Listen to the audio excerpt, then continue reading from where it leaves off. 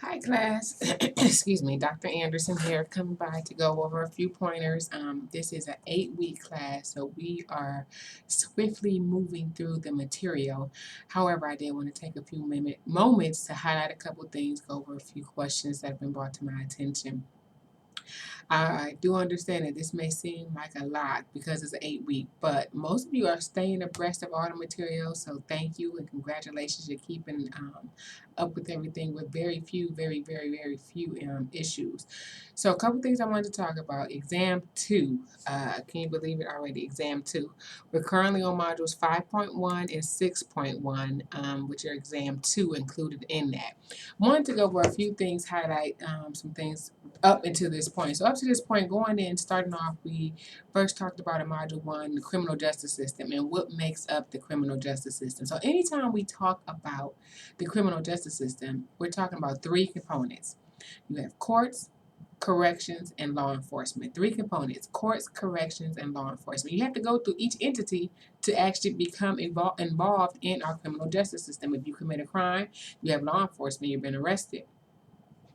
Then you're going to go to court, then corrections, or some type of fine. So those are the three components that make up our criminal justice system.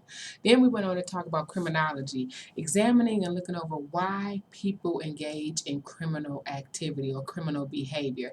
We outlined the difference between deviant behavior and criminal behavior, because deviant is something that goes against the norm of society. Just because you're deviant does not mean you're criminal. And just because you're a criminal does not necessarily mean you're deviant. So what do I mean by that? In your slide, you see that it goes against the norm of what you expect. We talked about, you had the example of maybe the Gothic, or if you had a Ku Klux Klan member or a Black Panther member, they would come in and they were dressed in their attire. Them coming in or entering the classroom, there's nothing illegal with that, by that. Their actions are not illegal. They are fully within their rights. Now, would it go against the norm? Yes, and some may look, but there's nothing illegal about it. Deviant, understanding deviance. And so you can be deviant and not criminal. So you can go against the norm and not be criminal, just like the example I gave you. You also can be criminal, involved in criminal activity, and not deviant. So how is that? Something that's criminal, a law is something that's written in our state statute or federal statute that's punishable.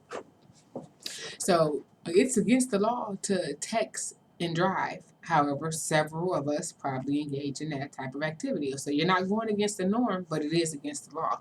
So that's an example of being criminal and not deviant. Then you have some, in some cases, where you can be both deviant and criminal. The example in that PowerPoint, you're speeding, you're going 125 in 60 speed limit. So you're going against the norm. It's not against the norm to probably speed. We all probably speed, but that's excessive speeding. Excuse me. Then we move on to the Constitution. Move on, highlighting some things with the Constitution. Understanding what is the Constitution. The Constitution is a document that was drafted by our founding fathers to outline our rights, our laws, how this state, how this government will function. Is we have three entities that comprised of and that's outlined in our constitutions under the various articles. You have your legislative, your executive, and your judicial. Legislative, executive, and judicial. Those are the entities that make up the governing body of our country. In that, we're talking about Constitution, you're talking about what was the first form of a Constitution, the Article of Confederation. You're going to go through understanding the Bill of Rights. What exactly are the Bill of Rights?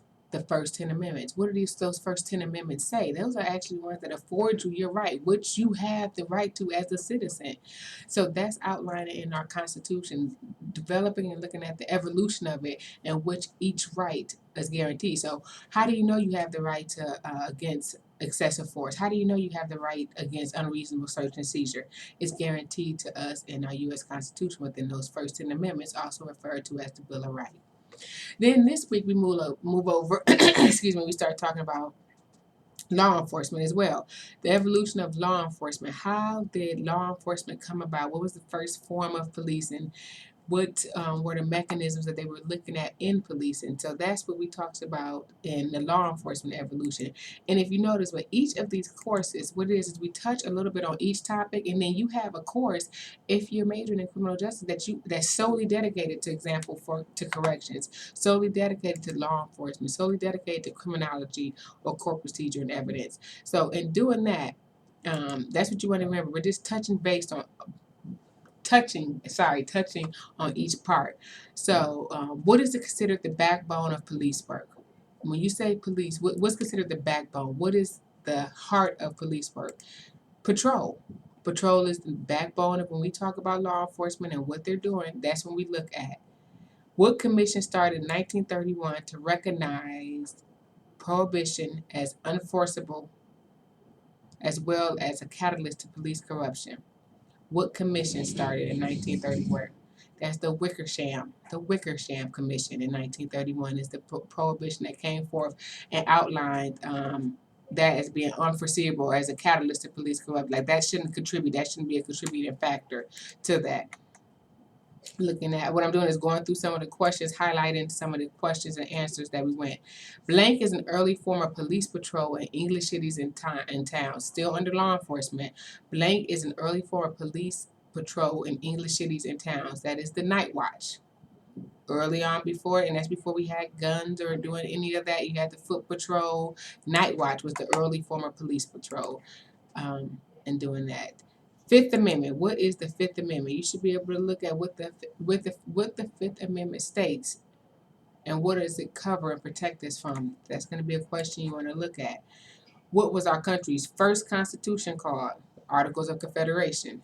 The first Constitution. Sorry, as I'm reading, and I don't go back and edit videos because if we're in class, I don't get to go back and re-edit my class. So as I talk and lecture and go with you, if I stumble and mess up, we just keep going right over it.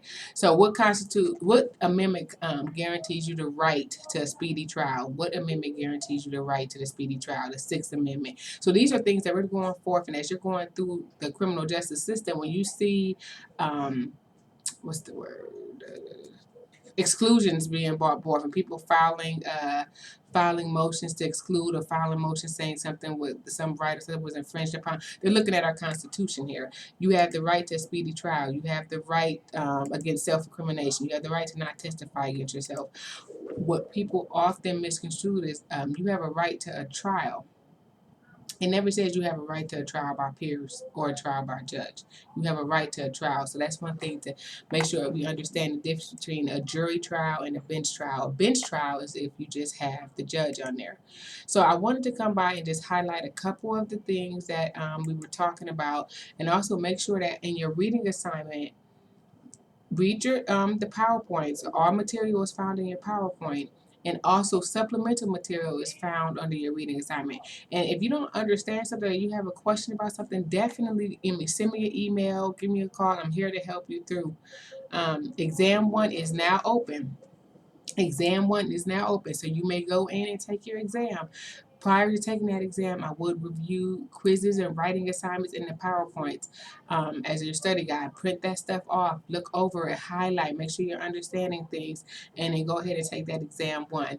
Then we're going to move on to next week. Once we start moving on to next week, we're going to start going to the court system, understanding the courts in the criminal law and understanding criminal trial.